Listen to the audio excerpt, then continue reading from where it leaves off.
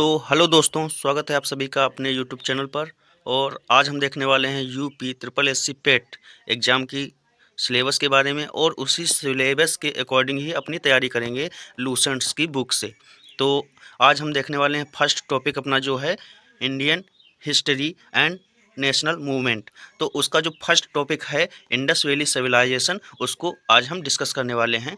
तो बने रहिए अपने यूट्यूब चैनल पर, और प्लीज़ इसे लाइक करिए, सब्सक्राइब करिए और इसे ग्रो करने में हेल्प करिए। और हम ज़्यादा से ज़्यादा ऐसी video UP triple S C PET के एग्ज़ाम से संबंधित लाते रहेंगे। तो दोस्तों, चलते हैं अपने इंडस वैली सिविलाइजेशन पर। उससे पहले देख लेते हैं कि सिलेबस क्या होगा Indian history and national movement में। तो सबसे पहले तो हमें पढ़ना ही है इंडस वैली सिविलाइजेशन, जिसे सिंधु सभ्यता बोलते हैं। फिर वैदिक कल्चर, फिर बुद्धिज़्म पढ़ना है, जैनिज़्म, फिर मौर्य डायनेस्टी, गुप्ता डायनेस्टी, और फिर हर्षवर्धन के बारे में, राजपूत पीरियड के बारे में, और सल्तनत काल के बारे में, मुगल एम्पायर और Maratha, the rise of British Raj. फिर आप मॉडर्न हिस्ट्री पर बढ़ते चलेंगे। तो हम सबसे पहले देख लेते हैं इंडस वैली सिविलाइजेशन, यानी कि सिंधु सभ्यता।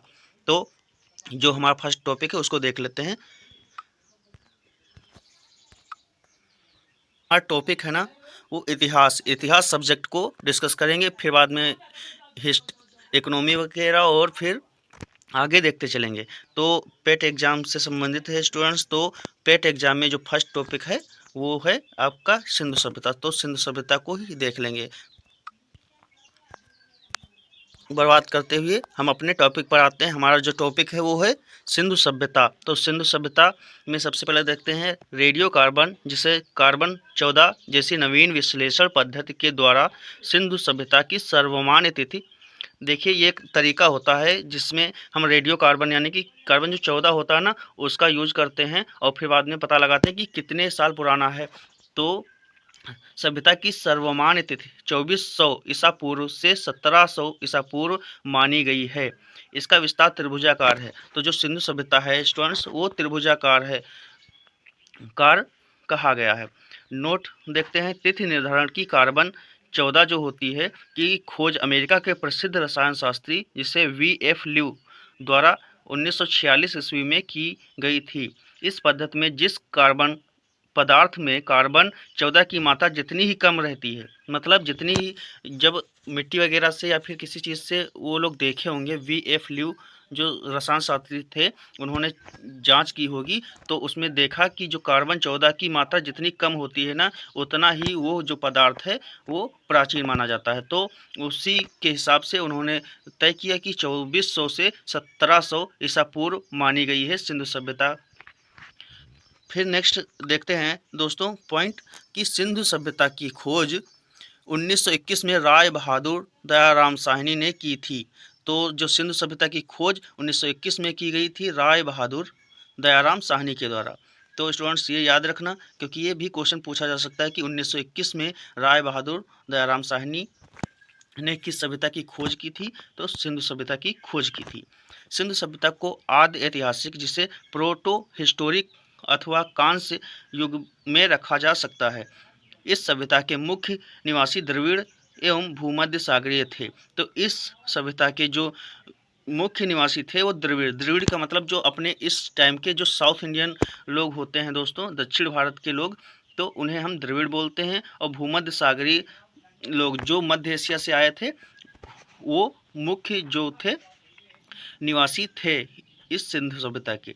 फिर देखते हैं अगला पॉइंट का है सर जॉन मार्शल, भारतीय पुरातत्व सर्वेक्षण विभाग के तत्कालीन महानिदेशक, ने 1924 ईस्वी में सिंधु घाटी सभ्यता नामक एक उन्नत नगरीय सभ्यता पाए जाने की विधिवत घोषणा की। तो जो सर जॉन मार्शल थे, उन्हीं के द्वारा एक घोषणा की गई थी कि 1924 ईस्वी में सिंधु घाटी सभ्यता नाम की एक उन्नत नगरीय सभ्यता भी थी। मतलब 1924 में उन्होंने घोषणा की थी कि लगभग 1700 से 2400 ईसा पूर्व पहले एक सिंधु घाटी सभ्यता नाम की भी एक उन्नत नगरीय सभ्यता पाई गई थी, और यह सिद्ध हुआ। फिर सिंधु सभ्यता के सर्वाधिक पश्चिमी पुरास्थल दास्क नदी के किनारे थे।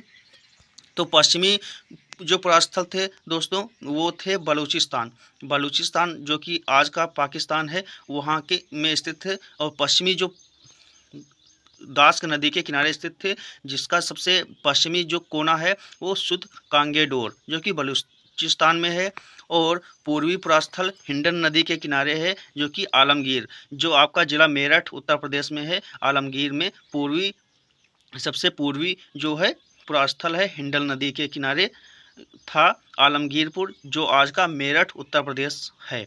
उत्तरी पुरास्थल जो कि चिनाब नदी के तट पर था, जिससे अखनूर के निकट मांदा जो कि आज का जम्मू कश्मीर जो है वहाँ पर स्थित था। वह दक्षिणी पुरास्थल गोदावरी नदी के तट पर दायमाबाद जिला अहमदानगर महाराष्ट्र, जो कि आज का जिला है अहमदानगर महाराष्ट्र, जिसका सबसे दक्षिणी पुरास्थल गोदावरी नदी के तट पर था, जिसका नाम था दायमाबाद। तो ये चारों कोने हो गए सिंधु सभ्यता के। अब देखते हैं सिंधु सभ्यता या सिंधु सभ्यता नगरीय सभ्यता थी।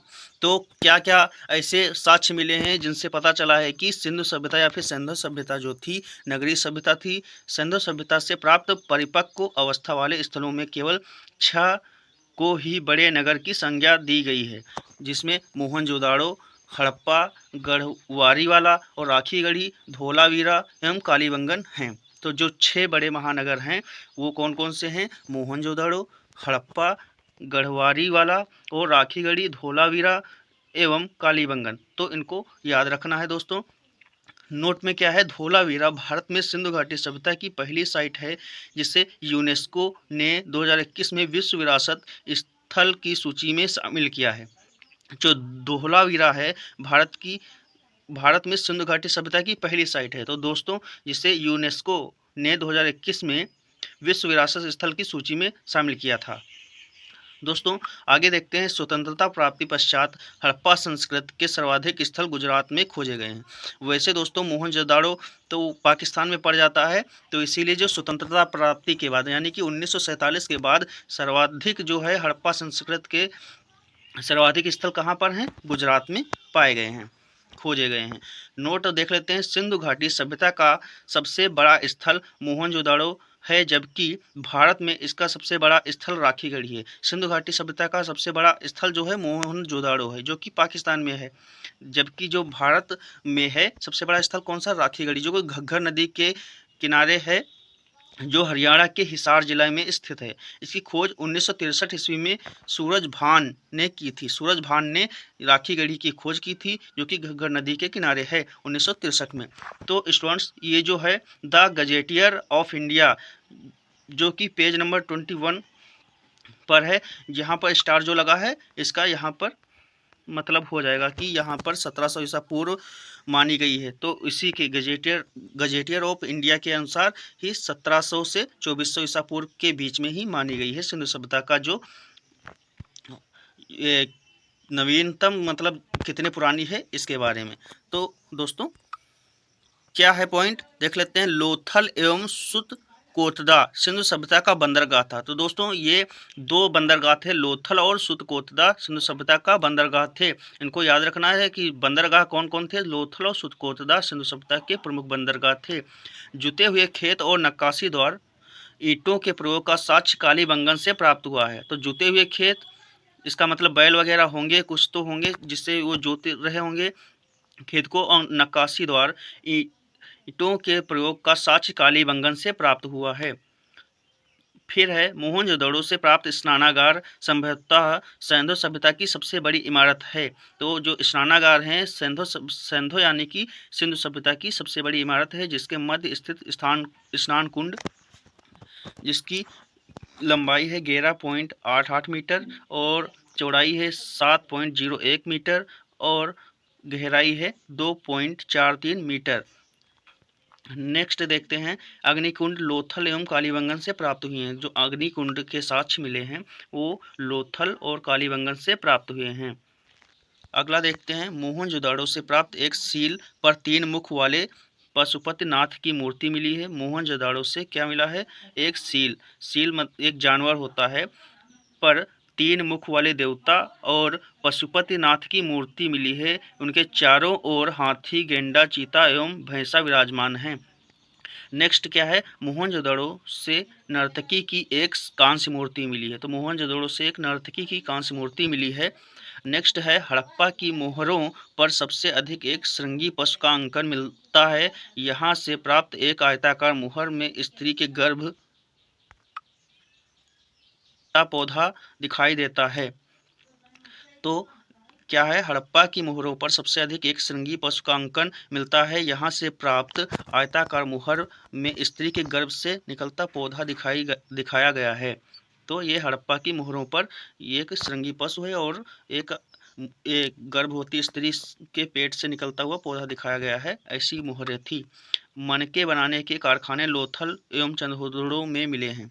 तो मनके जो होता है, मन का मतलब एक मटका टाइप का जो मिट्टी के बर्तन होते हैं, बनाने के कारखाने लोथल एवं चंदोदड़ों में मिले हैं। सिंधु सभ्यता की लिपि भाव चित्रात्मक, यानी कि वो चित्रात्मक थी। यह लिपि दाईं से बाईं ओर लिखी जाती थी। तो कैसे लिखी जाती थी? दाईं से बाईं की ओर लिखते थे। की लिपि थी भाव चित्रात्मक थी और यह लिपि जो थी दाईं से बाईं ओर लिखी जाती थी। जब अभिलेख एक से अधिक पंक्तियों का होता था तो पहली पंक्ति दाईं से बाईं और दूसरी बाईं से दाईं ओर लिखी जाती थी। तो यहाँ तक हो गया। अब नोट देख लेते हैं। नोट है, लेखन कला की उचित प्रणाली विकसित करने वाली पहली सभ्यता सुमेरिया की सभ्यता थी। तो लेखन कला की उचित प्रणाली जो विकसित करने वाली पहली सभ्यता थी सुमेरिया की सभ्यता, जिसमें लोग जो है लिखने की कला को सीख गए थे, जिससे कि वो लिख सकते थे। नेक्स्ट क्या है, सिंधु सभ्यता के लोगों ने नगरों तथा घरों के विन्यास के लिए ग्रिड पद्धति अपनाई।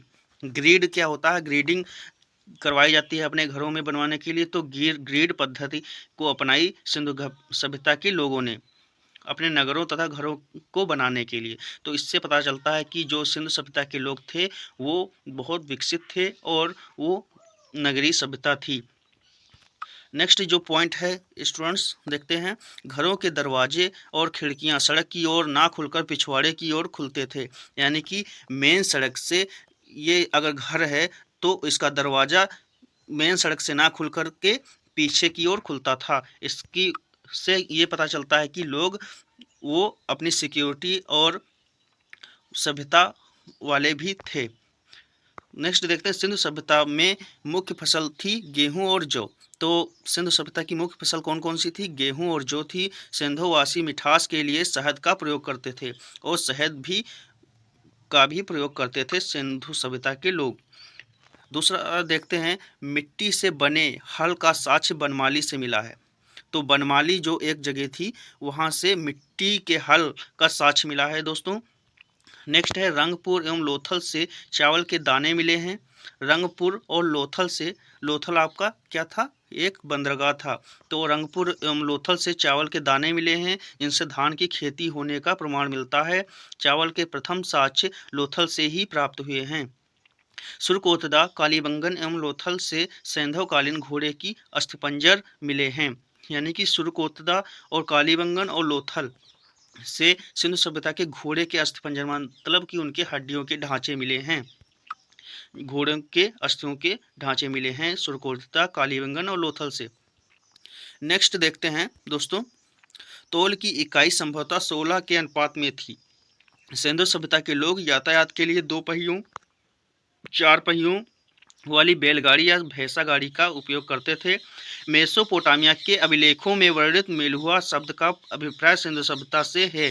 जो मेसोपोटामिया की सभ्यता थी उसके अभिलेखों में वर्णित है कि जो मेलुहा शब्द, तो उसका मतलब जो अपने खोजकर्ता थे उन्होंने मतलब निकाला है कि सिंधु सभ्यता को ही हम मेलुहा शब्द के द्वारा पुकारते थे मेसोपोटामिया के लोग। तो दोस्तों यहाँ पर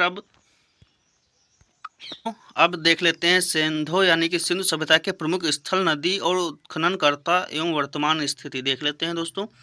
हड़प्पा सभ्यता जो थी वो रावी नदी के किनारे थी, जो कि कहाँ पर स्थित थी? पाकिस्तान के पंजाब प्रांत का साहिवाल जिला। दयाराम साहनी जी ने इसको 1921 ईस्वी में खोजा था और माधव स्वरूप वत्स जो कि 1926 में इन्होंने हड़प्पा सभ्यता के कुछ चीज़ों की खोज की और व्हीलर 1946 में कुछ सर्च की हड़प्पा सभ्यता में। तो रावी नदी के किनारे हड़प्पा सभ्यता स्थित थी, जो कि पाकिस्तान के पंजाब प्रांत का साहिवाल जिला था वहाँ पर। नेक्स्ट देखते हैं मोहनजोदाड़ो। मोहनजोदाड़ो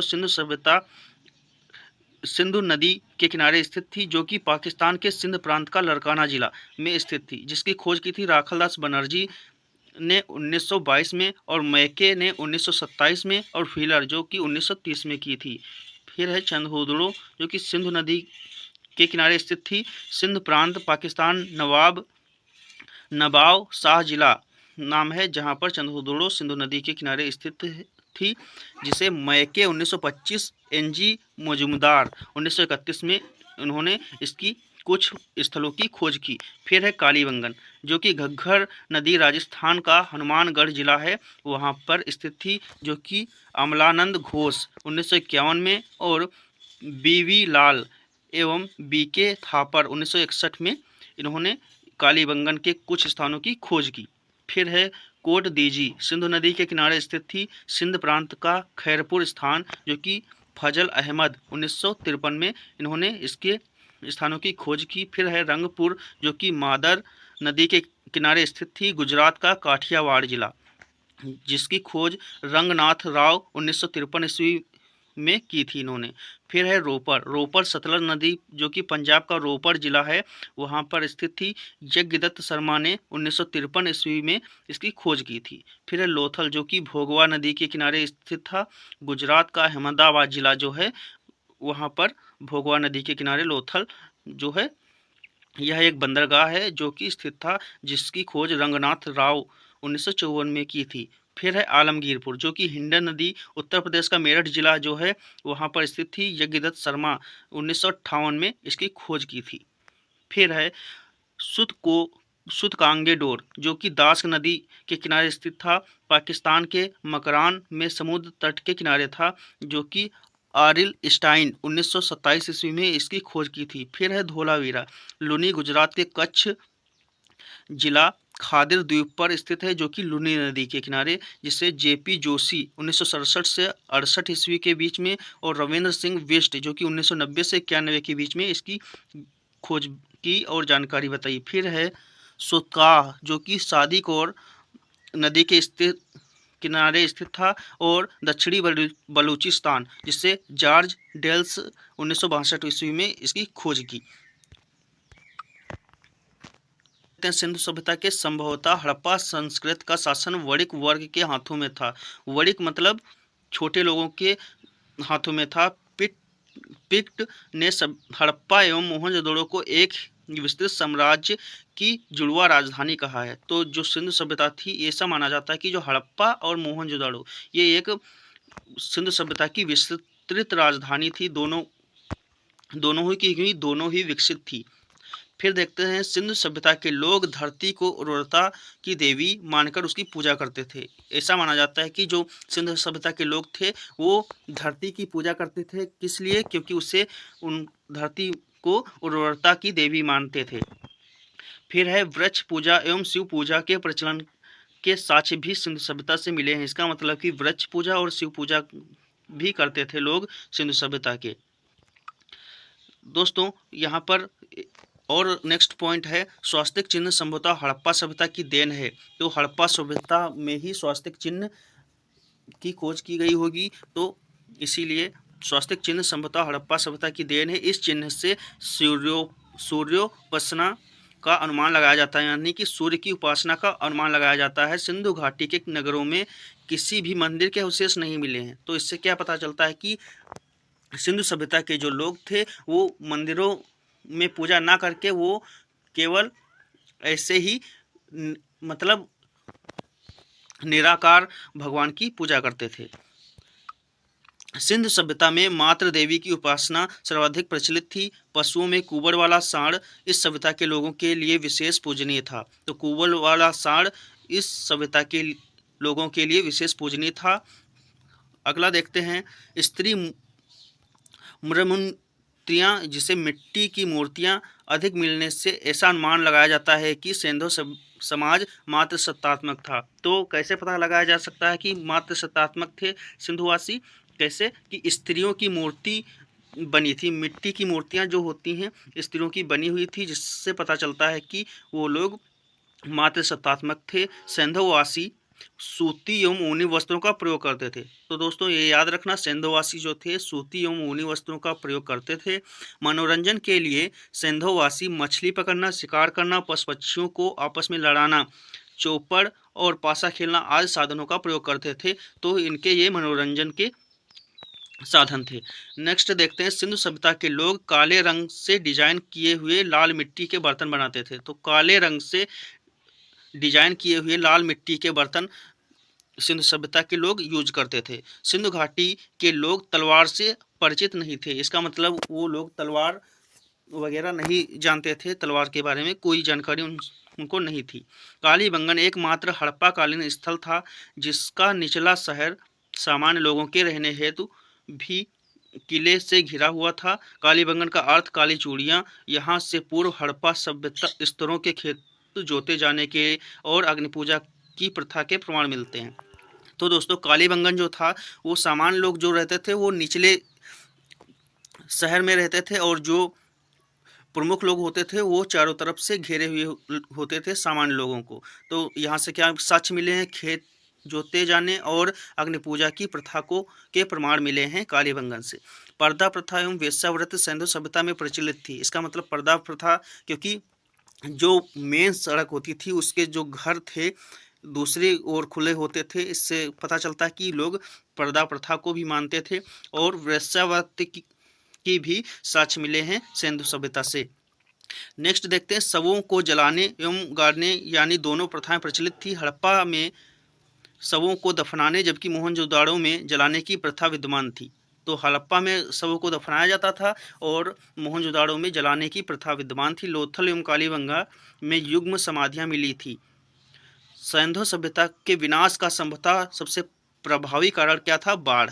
तो ऐसा लोग कहते हैं, जो खोजकर्ता थे उन्होंने साक्ष्य दिए हैं कि जो बाढ़ जो था प्रमुख कारण था सिंधु सभ्यता के विनाश का। तो आग में पकी हुई मिट्टी को टेराकोटा भी कहा जाता है। तो दोस्तों यहाँ पर हमारा जो है सिंधु सभ्यता पूरा कंप्लीट होता है। और मिलते हैं नेक्स्ट जो है वैदिक सभ्यता की जानकारी के लिए।